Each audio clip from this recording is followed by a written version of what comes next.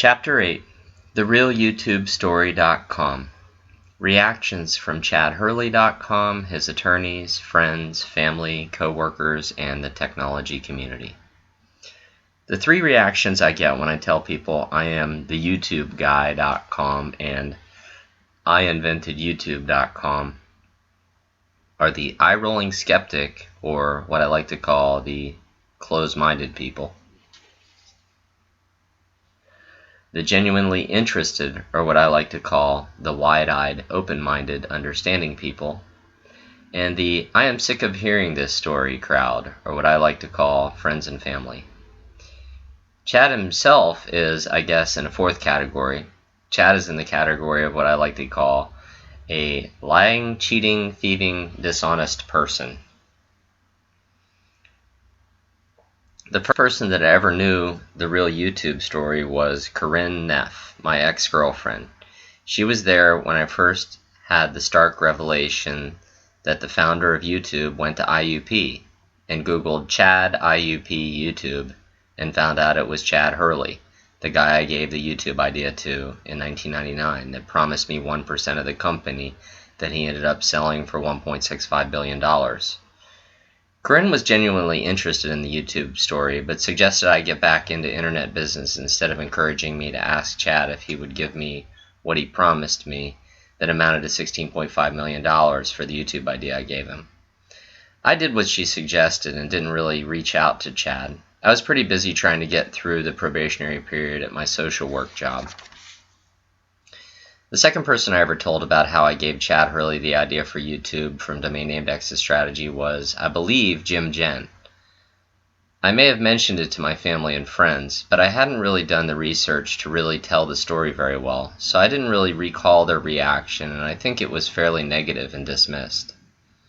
I don't think my family and friends thought I was lying. I just don't remember getting any strong opinions from them. Jim Jen is the guy in charge of an internet business incubator in Pittsburgh called Alpha Lab. I think I first found out about Alpha Lab from Googling something like Pittsburgh internet business or something like that. I found out Alpha Lab would give you $25,000 for 5% of your internet business, which would make it worth $500,000. So I applied to Alpha Lab with something like 7 different ideas I had. Jim and I had an interview at Alpha Lab where he gave me some advice about focusing on one idea instead of scattering my efforts around 7 ideas. He also suggested I may have a better chance if I worked on my internet business idea full-time instead of being distracted by my full-time social work job. This prompted me to consider leaving my job, but I didn't yet because I hadn't settled on one great idea yet. Jim asked me if I had any previous experience with internet business. And I told him about my website in the 90s, GoGetItNow.com, and how it was doing great.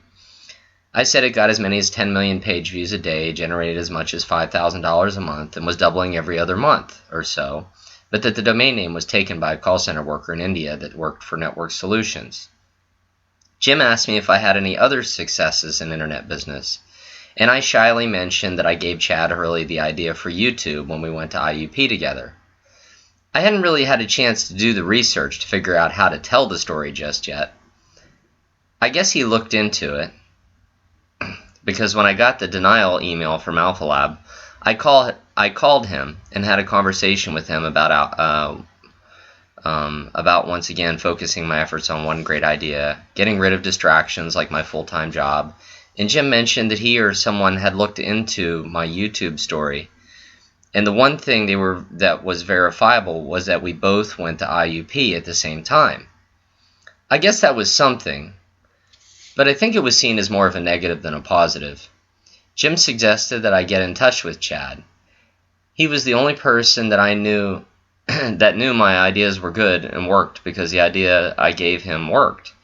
And this Chad guy promised me 1% of the amount to $16.5 million. Maybe Chad would want to work with me on some other world-changing ideas. I have a lot more ideas.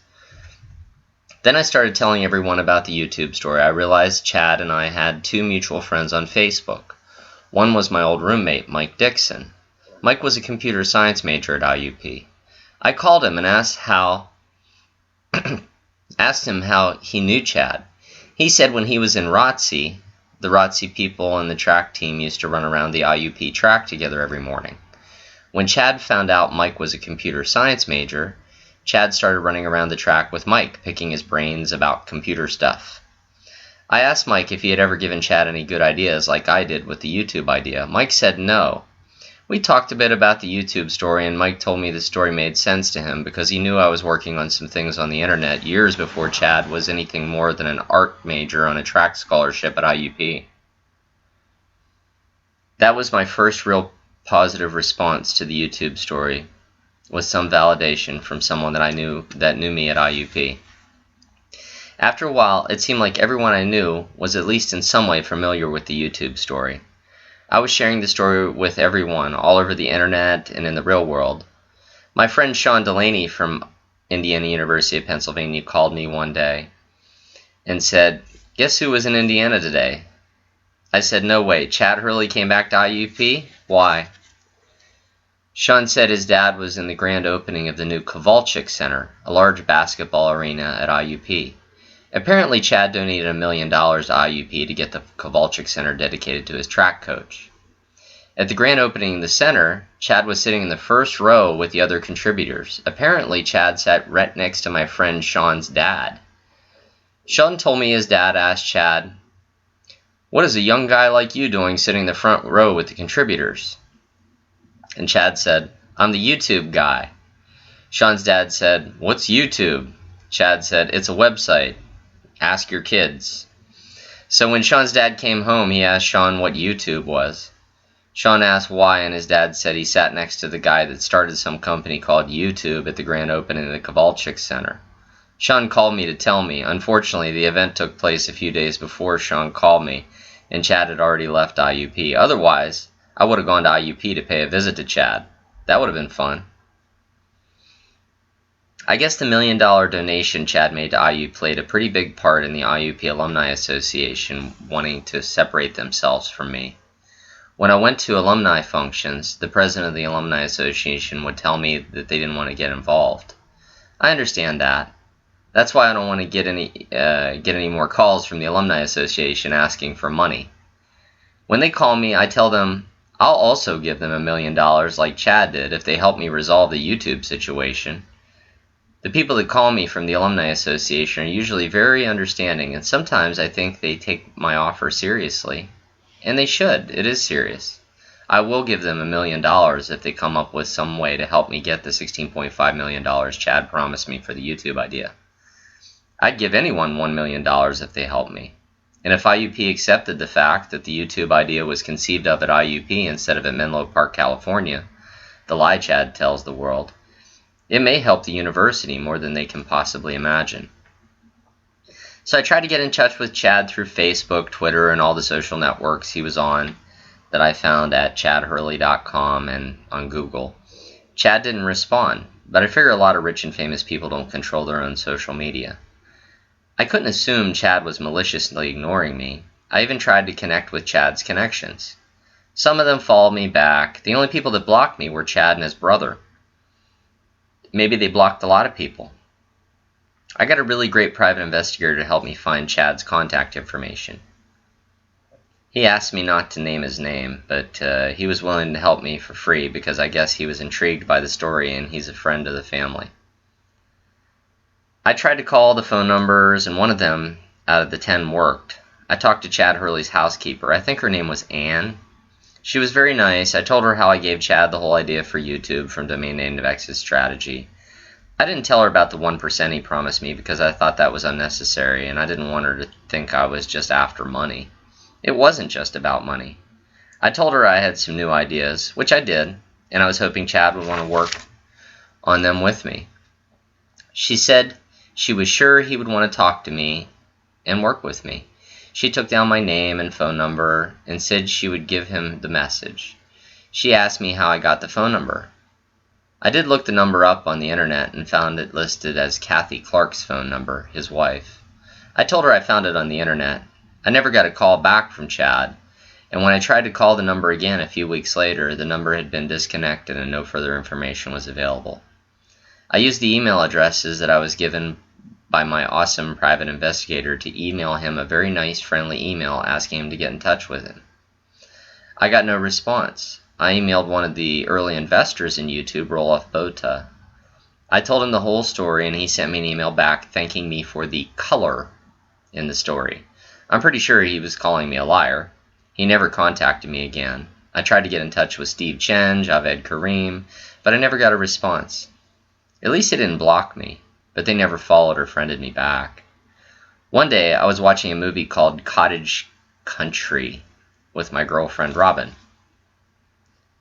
In the movie, the guy accidentally killed his brother, and then he and his fiancée ended up having to kill his brother's girlfriend and a few of his friends to cover it up.